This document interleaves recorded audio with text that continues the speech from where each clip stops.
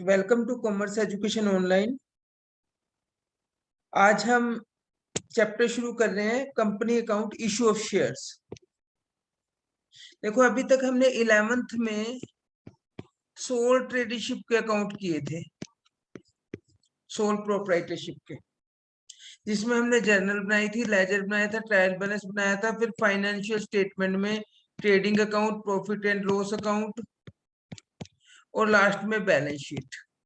फिर आपको 12th में कराया गया पार्टनरशिप।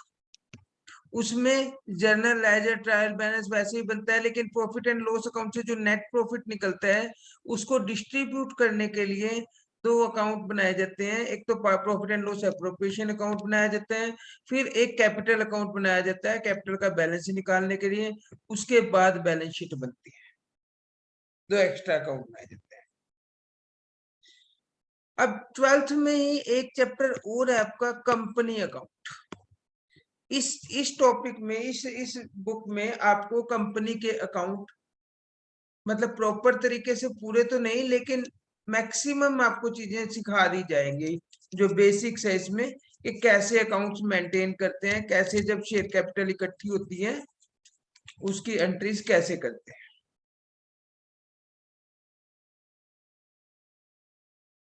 तो टॉपिक हमारे कवर होंगे इसमें: meaning and characteristics of a company, meaning, nature and types of shares, distinction between preference share and equity share, meaning, nature and type of capital, distinction between reserve capital and capital reserve, issue and allotment of shares,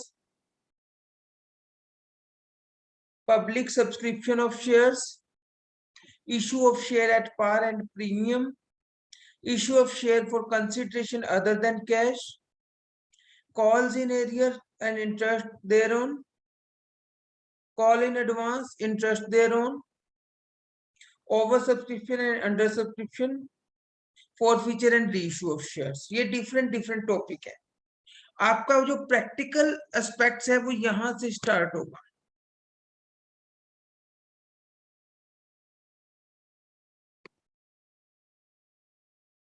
ये आपका सारा theoretical है। अब इसमें theory में भी आपने company का मीनिंग, कैरेक्टरिस्टिक्स, ये सारा 11th में पढ़ा हुआ है। मोर और लेस आप लोग उससे फेमिलियर हो। तो मैं आपको थोड़ा थोड़ा इसका बताता जाऊंगा जो प्रैक्टिकल में यूज है, क्योंकि प्रॉपर तरीके से इसमें आपको लेक्चर में मैं थ्योरी बताने बैठूंगा तो आप जो है वो उसमें मतलब एक्टिवली पार्ट नहीं ले पाओगे लेक्चर में। ये सारा का सारा आपने 11th में कॉमर्स में या बिजनेस स्टडी में पढ़ा हुआ है। तो इसका मैं जो भी प्रैक्टिकल से रिलेटेड है आपको साथ साथ क्लियर कराता जाऊंगा ताकि आपका जल्दी ही प्रैक्टिकल स्टार्ट हो जाए। तो सबसे पहले कंपनी की डेफिनेशन होती है according to lord justice Lindley, define the company as follows. क्या? It is the association of person who contribute money और मनी वर्थ, या तो वो पैसा या पैसे की फॉर्म में कोई स्टॉक या कुछ भी एसेट्स वगैरह इकट्ठा करते हैं, and employ it for some common purpose. Professor Haney ने इसकी डेफिनेशन दी है, a company is an artificial person created by law. क्योंकि आपने 11th में पढ़ा है कि कंपनी जो है लॉ से ही बनती है, लॉ से ही बंद होती है। Having separate legal entity, company और कंपनी के जो मेंबर हैं वो अलग अलग पर्सन माने जाते हैं। मैन में कम मैन में गो, कंपनी रन्स फॉर एवर, सुना था ना। विद अ परपेचुअल सक्सेशन, मतलब इसका पूरा जीवन काल जो अब लाइफ टाइम तक चलती रहेगी। शेयर होल्डर, सपोज करो किसी के XYZ ने शेयर परचेज किए हुए हैं, उनकी डेथ हो गई तो उनके बेटे शेयर होल्डर बन गए, उनकी भी डेथ होगी तो उनके बेटे एग्जीक्यूटिव जो इसके लीगल एग्जीक्यूटिव वो शेयर होल्डर बन गए। और and a common seal, common seal company की एक स्टैंप होती है, जैसे स्कूल की स्टैंप लगती है ना, ऐसे कंपनी की भी एक स्टैंप होती है, उसको कंपनी के सिग्नेचर भी बोल सकते हैं। तो ये कंपनी की एक डेफिनेशन होती है। कंपनी की features: separate legal entity, perpetual existence बता दिया मैंने आपको, लिमिटेड लाइबिलिटी, के कंपनी में अगर 10 रुपए का एक शेयर है आस्था ने मेरी कंपनी के शेयर परचेज किए हैं 10 रुपीज के हिसाब से, मैंने अभी तक 8 रुपीज ही मंगवाए हैं, ठीक है। अभी 6 मंथ हो गए, मैंने 8 रुपीज ही मंगवाए हैं, 2 रुपए आस्था ने देने हैं मेरी कंपनी में, और कंपनी को इस बीच भारी लॉस हो जाते हैं, और कंपनी इंसॉल्वेंट हो जाती है, कंपनी के इतने लॉस हो जाते हैं कि आस्था के 2 रुपए देने के बाद भी इसको देने पड़ सकते थे। लेकिन कंपनी की एक फीचर है लिमिटेड लाइबिलिटी, कि कंपनी के जो मेंबर, जो बोर्ड ऑफ डायरेक्टर है या कंपनी में जो भी लीगल जो उसका होता है, तो उसमें 2 रुपए से ज्यादा नहीं मांग सकते आस्था से। जैसे सोल प्रोप्राइटरशिप में क्या है कि मैंने 10,000 रुपए अगर लगाने के लिए सोची और मेरे 15,000 रुपए का नुकसान हो जाता है, तो मेरा सारा जेब से जाएगा, कोई अनलिमिटेड लाइबिलिटी है।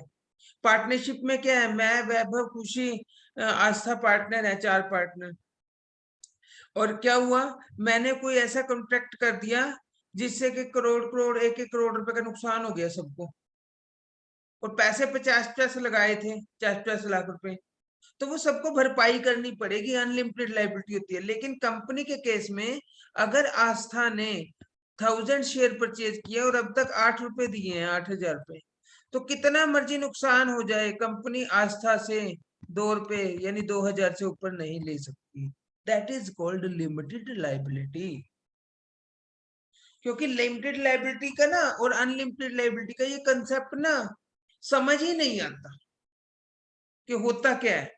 सिंपल सी बात है, जिसमें लाइबिलिटी की एक लिमिट रख दी कि भाई आस्था ने 10,000 देने हैं, अगर आस्था ने 5,000 दिए हैं तो 5 और देने हैं। अब कंपनी को नुकसान 50 लाख का हो जाए, कंपनी पूरी डूब जाए, कंपनी को जो मर्जी हो जाए, लेकिन आस्था से जितना आउटस्टैंडिंग अमाउंट है उससे ज्यादा नहीं मांग सकते। तो इसलिए कंपनी में पैसा लगाना सेफ है। मुझे ये पता है कि मैंने इस कंपनी के 1000 शेयर खरीदे हैं और मैंने अभी तक 8,000 की पेमेंट की है। मेरे माइंड पे पता क्या है कि मुझे अगर कंपनी डूब भी गई तो 2,000 और देने पड़ेंगे, दैट्स ऑल। तो कंपनी में, लेकिन पार्टनरशिप अगर मैं करता हूं तो मेरे माइंड पे हर टाइम प्रेशर रहेगा, भाई कोई दूसरा पार्टनर गलत कोई कमिटमेंट ना करके आ जाए मार्केट से, क्योंकि एक का नुकसान सारे उठाएंगे और मैक्सिमम पॉसिबल एक्सटेंट तक उठाएंगे। मतलब के जहां तक उनके पास पैसा बच रहा है, इवन देन कई बार तो घर के कपड़े बर्तन तक बिक जाते हैं पार्टनर्स के, एक की गलती की वजह से।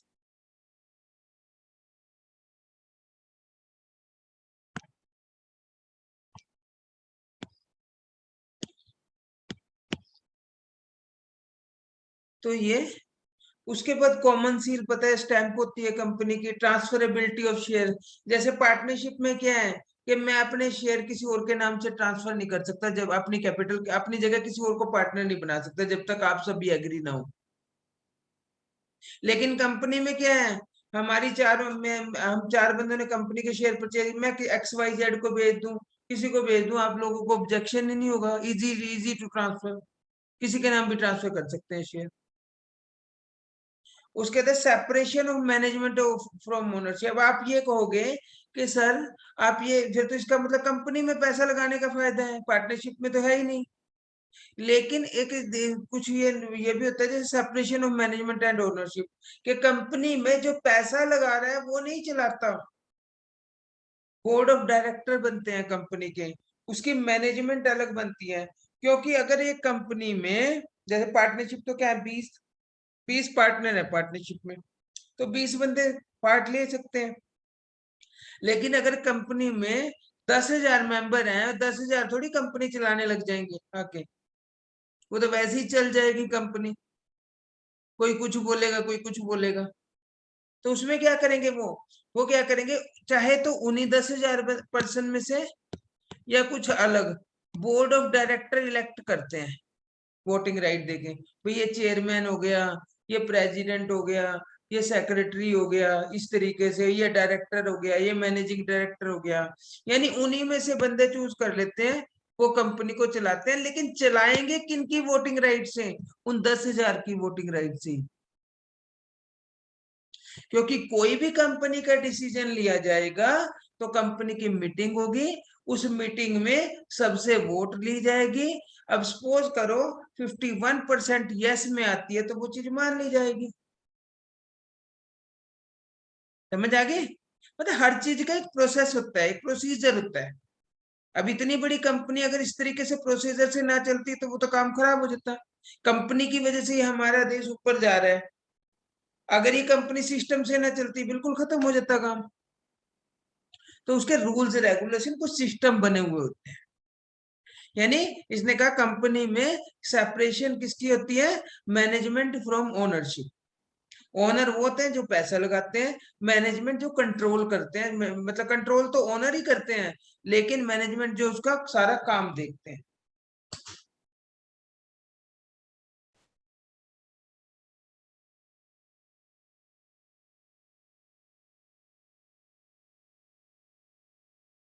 अब कंपनी में ज्वाइंट स्टॉक कंपनी में unlimited company, limited by guaranteed, limited by share. Unlimited company तो पार्टनरशिप की तरह ही हो गई। इंडिया में इसकी परमिशन नहीं है अनलिमिटेड कंपनी की। मतलब अनलिमिटेड का क्या मतलब है कि उसके शेयर होल्डर को कितना मर्जी लॉस हो सकता है, सारा भरपाई करनी पड़ेगी। कंपनी लिमिटेड बाय गारंटी में क्या होता है कि गारंटी सपोज करो हम चारों ने कंपनी, हमने हमने 10 बंदों ने कंपनी, 10% ने कंपनी खोली है, तो हम 4 बंदों ने गारंटी दे दी कि अगर ये कंपनी डूब जाती है तो हम 10-10 लाख रुपए इसमें देंगे। तो इसमें लिमिटेड बाय गारंटी, जितने की गारंटी दी है वहां तक लिमिटेड है लायबिलिटी। इसमें प्राइवेट कंप इसमें ये आपकी लिमिटेड बाय गारंटी हो गई। उसके बाद आपकी आ गई लिमिटेड बाय शेयर, जो नॉर्मली कंपनी होती है, जो मैंने बताया ऊपर, 10 रुपए तक देने हैं, 100 रुपए का शेयर है तो 100 रुपए तक देने हैं।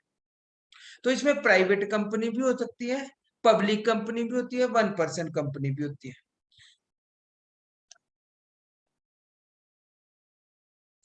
प्राइवेट कंपनी में इसके मेंबर जो है वो 200 तक लिमिट होती है। प्राइवेट कंपनी में क्या है, restricted to right to transfer its share.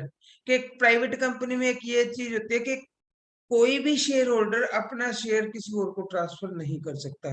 जो पार्टनरशिप में फीचर है वो इसमें भी है। 200 तक मेंबर्स होते हैं, पास्ट और प्रेजेंट एम्प्लॉइज को हटा के।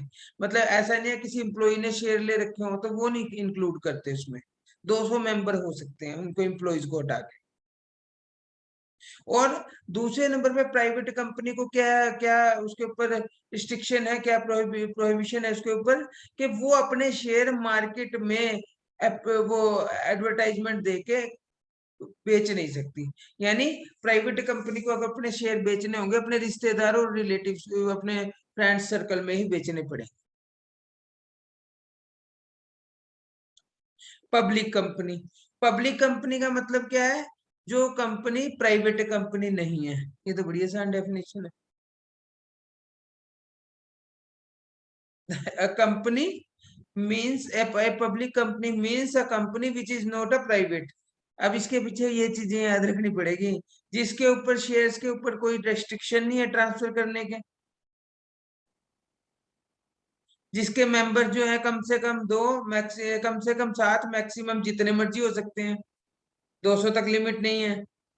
और वो अपने शेयर्स को खरीदने के लिए पब्लिक में ऑफर कर सकती है। यानी जिसमें प्राइवेट की रिस्ट्रिक्शन नहीं है, that is called public company, right. अब है ओपीसी, 1% कंपनी। कंपनी एक्ट 2013 में इंट्रोड्यूस हुई एक नई टाइप कंपनी, क्या मतलब? 1% company. A 1% company means a private limited company with only 1% its member। कि एक ही बंदा होगा, एक ही पर्सन होगा उसका मेंबर।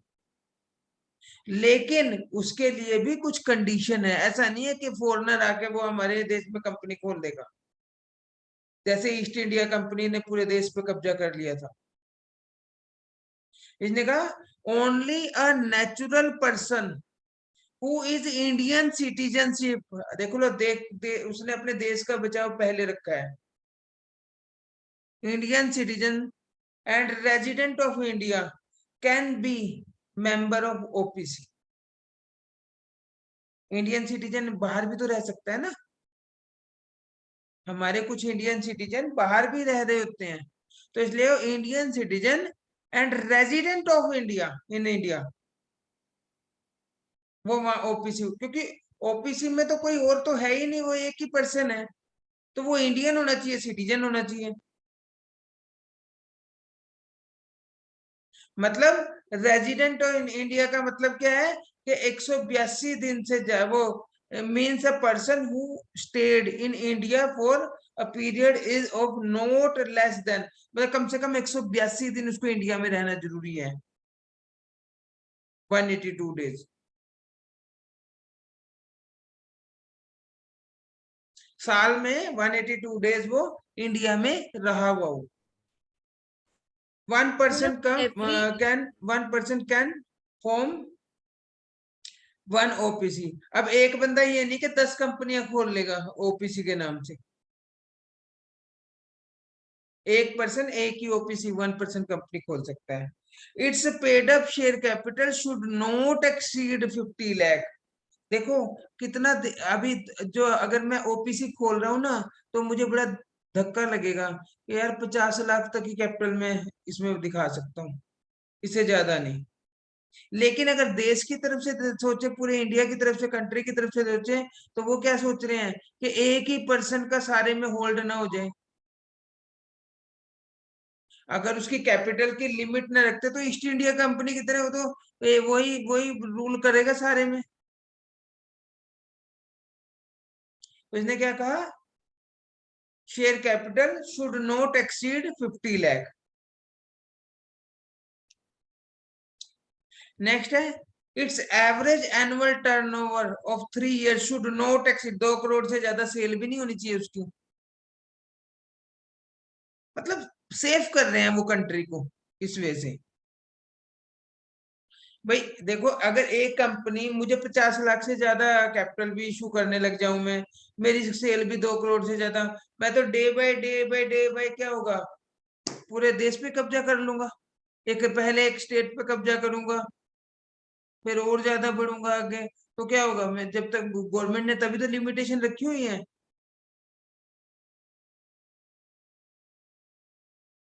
उसके purpose, as per the rule 3 of 5 of companies in the corporation rule 2014, and 1% company cannot be formed for charitable purpose, के लिए नहीं बनाई जा सकती। In other word it can be form for a business purpose only, क्योंकि अगर charitable purpose के लिए बनाएगा फिर तो सोसाइटी एक्ट में आ जाएगी वो। क्योंकि कुछ लोग पता है क्या करते थे, चैरिटेबल दिखा के, उसमें जितने भी चैरिटेबल हैं, जितने भी नहीं, मैक्सिमम कह सकते हैं, हम सभी के लिए तो नहीं कह सकते, मैक्सिमम चैरिटेबल क्या कर रहे हैं, चैरिटेबल थोड़ी है वो उसकी आड़ में पैसा कमा रहे हैं। Conversion, and 1% company cannot convert itself to the public or private company unless a period of 2 years has expired from the date of incorporation, कि 2 साल से पहले नहीं वो उसको पब्लिक कंपनी या प्राइवेट कंपनी में कन्वर्ट कर सकते। क्योंकि पता क्या है उनके, क्योंकि पेड अप कैपिटल 50 लाख रुपए है, एनुअल टर्नओवर 2 करोड़ रुपए का फिक्स कर किया हुआ, तो इसलिए उनको ये बोला हुआ कि आप 2 साल तक ओपीसी रहोगे, उसके बाद आपको कन्वर्ट कराना हो करा सकते हो। बेनिफिट क्या है, इसको कैश फ्लो स्टेटमेंट बनाने की जरूरत नहीं है। जैसे कंपनी के जो फाइनेंशियल स्टेटमेंट बनते हैं ना, trading profit and loss account, balance sheet बनती है, और एक कैश फ्लो स्टेटमेंट भी बनता है, लेकिन 1% कंपनी को कैश फ्लो स्टेटमेंट नहीं बनाने की जरूरत होती है। दूसरा क्या फायदा है इसका, provision relating to called annual general meeting, AGM, जरूरत ही नहीं है उसको, क्योंकि जनरल मीटिंग तो तभी बनाएंगे ना एक से ज्यादा बंदे होंगे, पर्सन ही एक है, वो मीटिंग बुला के क्या करेगा, उसने खुद को ही तो बताना है जो भी बताना है। तो इसमें प्रॉक्सी प्रोक्सी कुछ नहीं लगती, इसे ये इसके बेनिफिट है। अब शेयर क्या होता है? Total capital of the company is divided into small unit denomination, उसको हम शेयर बोलते हैं। सपोज करो मुझे ये पता है कि मुझे कंपनी में 1 लाख रुपए लगाना है, तो मैं क्या कर सकता हूँ भी यार, इतने परसेंट खरीदेंगे, 1 लाख से 1 लाख रुपए 10 बंदों से ही लेने हैं मुझे, तो मैं ऐसा करता हूँ, इसका 100 रुपए का एक शेयर रख देता हूँ, तो मेरे 1000 शेयर हो गए। भी 500 वैभव को दे दूंगा, 300 खुशी को दे दूंगा, 200 आस्था को दे दूंगा। ये मल्टीप्लाई करके जो एक एक एक जो 100 रुपए का यूनिट आया ना, वो शेयर हो गया एक, यानी कंपनी की कैपिटल को डिवाइड कर दिया यूनिट्स में, 1000 यूनिट में।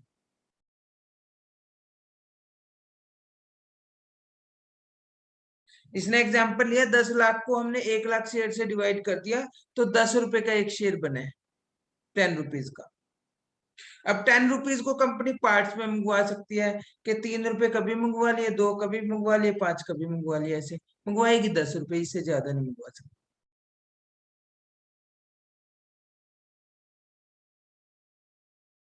अब kinds of share, preference share, equity share.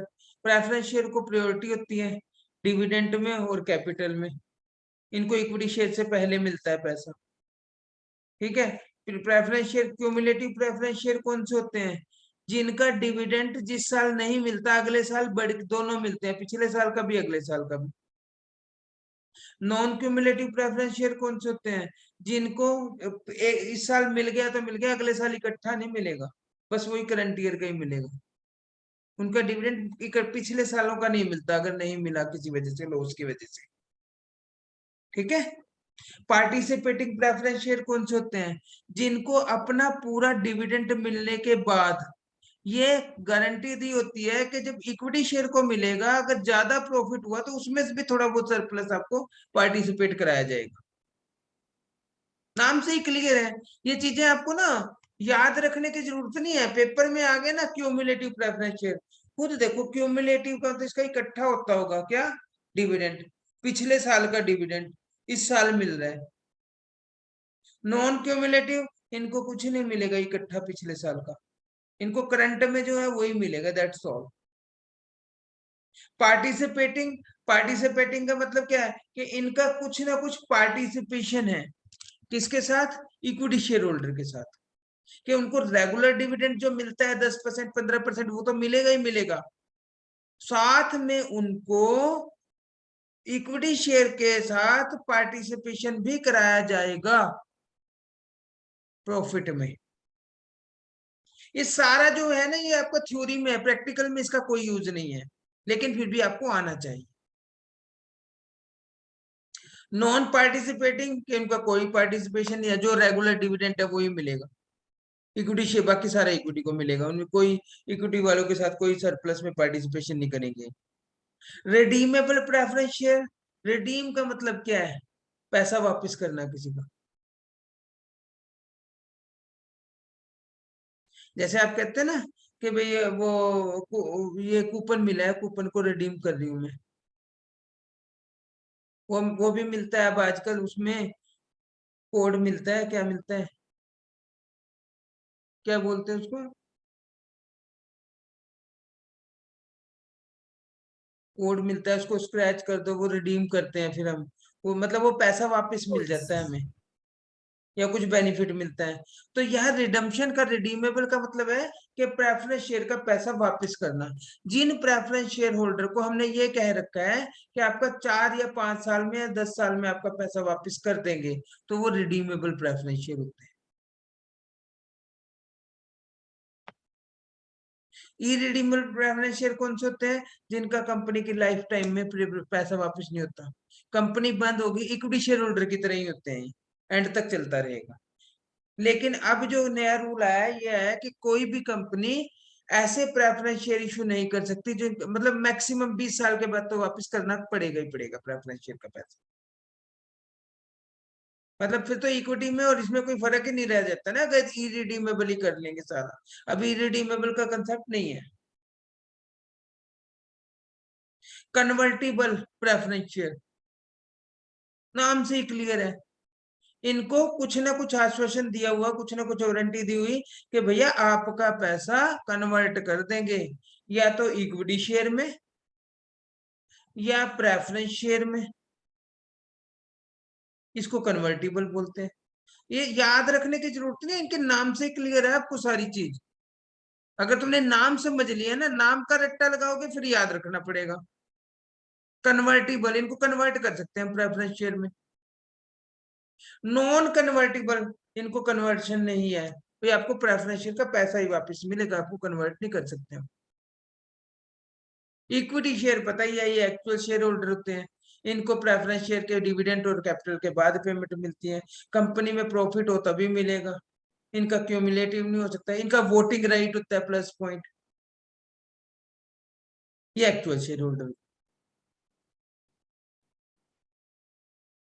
तो इस टॉपिक में आज हम यहीं तक करेंगे।